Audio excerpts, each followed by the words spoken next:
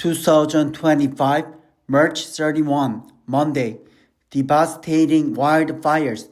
South Korea needs to swiftly help people hit by wildfires.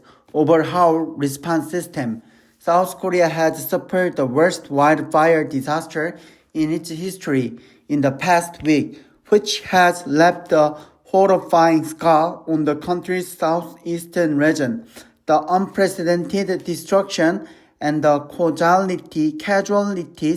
casualties not only saddened people across the nation, but also raised serious questions about South Korea's capacity to handle large-scale natural disasters like wildfires.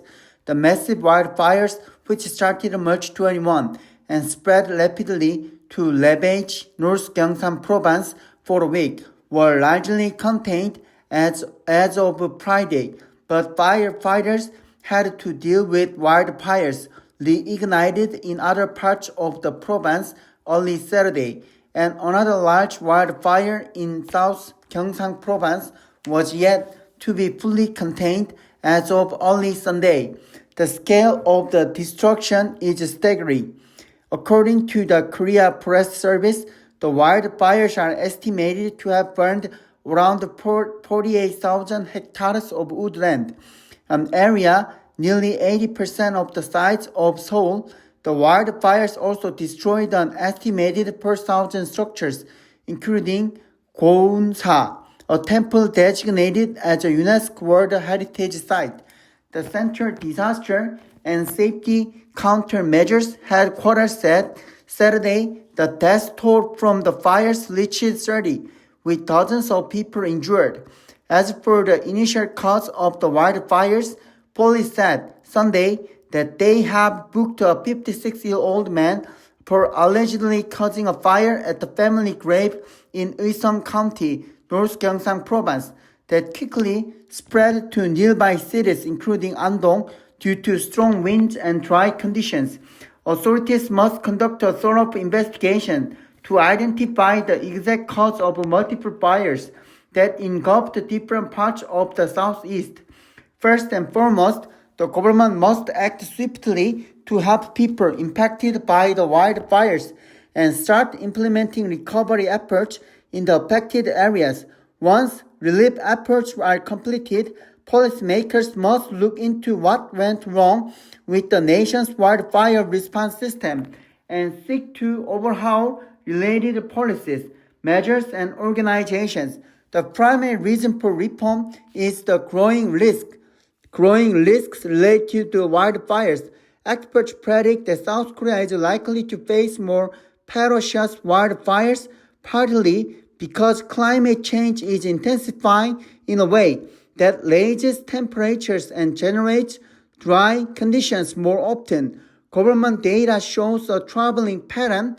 The average number of annual wildfires was 238 in the 1980s. By the 2020s, the figure surged to 580.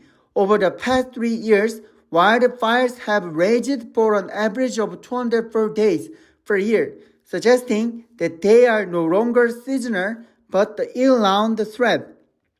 Projections indicate that if global temperatures rise by 1.5 degrees Celsius, wildfire risk will increase by 8.6%. Considering the shifting nature of wildfires, the government must step up regulations on flames and the use of fire in at-risk areas that can lead to massive wildfires.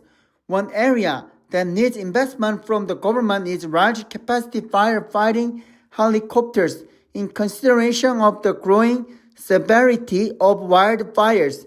It is regrettable that the helicopter that crashed during the latest firefighting efforts was made 30 years ago, relying on temporary hires from the local elderly population to form wildfire response systems is far from viable, as painfully demonstrated by the latest wildfires.